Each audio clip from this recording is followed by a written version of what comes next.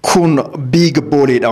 Kabajamtoota hordoftoota viidiyoo kanaa Big Boleen maalidha? Big Boleen wantoota barbaadan iddoo itti gurgurachuu dandeessanii fi irraa bitachuu dandeessanidha. Weebsaayitiidha. Big Boleen nama hundumaafuu nama barateefis nama barnoota hin qabneefis karaa salphaa ta'een namoonni akka itti fayyadamuu danda'aniif siistemii hojjetamedha. Weebsaayitii hojjetamedha. Akkamitti namoonni hin baranne Big Bolee fayyadamuu danda'u baay'ee salphaadha. Itti fayyadamaatii ilaala.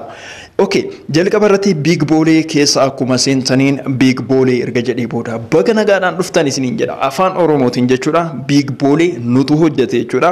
Gruupii qabna. Gruupii Big Bolee kana meembaroota keenyatu waan kana develop godhe jechuudha.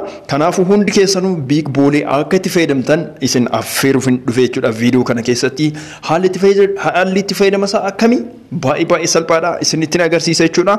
Jalqaba irratti mee oomishoota asitti mul'atan keessaa sa'aatii kana ilaallu.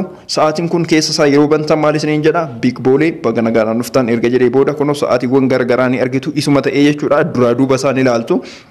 Itti aansee moodeelii isaa lakkoofsa bilbilaa kunoo fuulduraan kaawwamee jira akkuma argitan. Eessatti argama sa'aatiin kun? Iddoo isaa jedha. Iddoon isaa Baalee Roobee jedha. Baalee Roobeetti argama. Bitachuudhaaf yoo barbaadan bilbila kanaan nu bilbilaa jedhee bilbila kana kaa'ee jira jechuudha. Salphumatti sa'aatiin kun yoo isinitti tole yoo miira keessan harkise Baalee Roobeetti dhiyoo yoo jiraattan bilbiltanii bitachuu ni dandeessu jechuudha. Akkanuma oomishoota birootis bituudhaaf baay'ee salphaadha jechuudha. Namoota bitachuu barbaadaniif bilbiloota garagaraa argattu, kaameraa argattu, kopheewwan adda addaa, konkolaataa kana caalaa ganaa namoonni itti fayyadamu jechuudha. Kana booda namoonni akka itti fayyadamaniif ni barsiifna. Isinis share godha. Okay, jalqaba irratti Big Bolee kana akkamitti argachuu dandeenya? Wantichi application moo maalidha? Application miti. Applicationichi isaa guyyoota 20 booda gara keessanitti ni dhufa. Hojjetamaa jira jechuudha. Guyyoota 20f obsaan nu eega. Jalqaba irratti garuu namoonni kompiitaraan fayyadamuu dandeessan, moobayilaan fayyadamuu dandeessan Big Bolee karaa salphaadhaan har'aarraa ammarraa jalqabdanii argachuu ni dandeessu.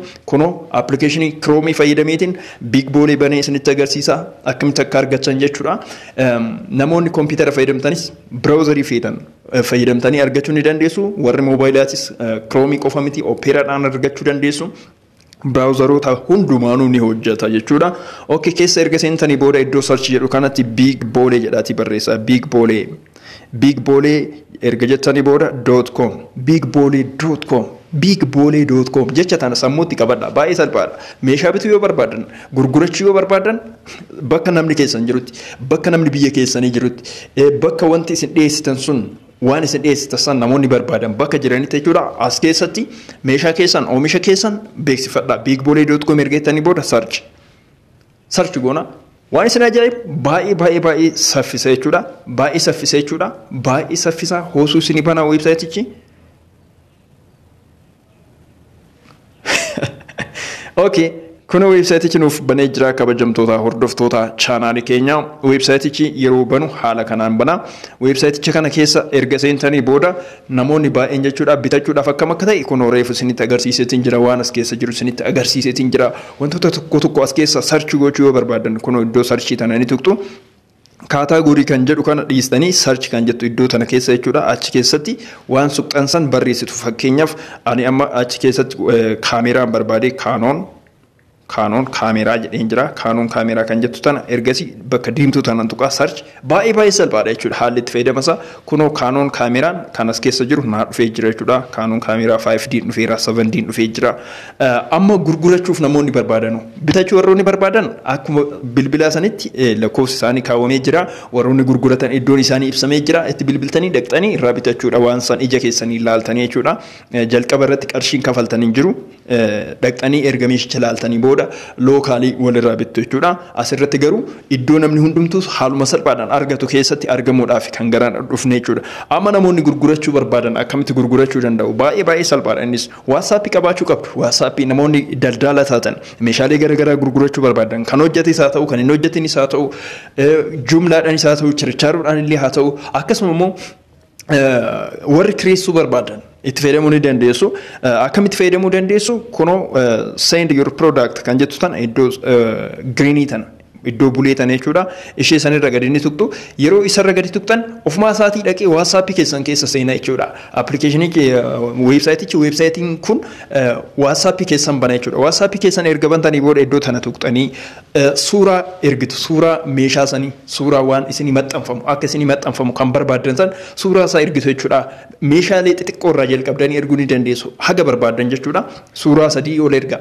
Tokko 2 3 duraa duuba cinaasa suuraa qulqullina qabu ergaa. Suuraa 3 4 5 yoo ergitan sanii olillee yoo ergitan rakkoo hin qabu. Difama itti aansee barreeffama ergitu. Barreeffamni isin ergitan lakkoofsa bilbilaa keessan iddoo jirtanii fi maqaa waan sanii akkasuma immoo wanti sun haaradha moo kan hojjete moo gatiin keessan dhaabbataadha moo isin dallaaladha moo nama waan san dhiyeesse moo kan jedhu addaan baaftanii ergitu. Isin dallaalaa yoo taatan dallaalaan illee ergee maxxanfachuu hin danda'a. Kan maxxanse gaafa namni bituu barbaade bilbila dallaalichaatti argata jechuudha. Haa ta'u malee abbootiin meeshaa san gurgurtan kallattiidhaan yoo maxxansitan baay'ee gaariidha.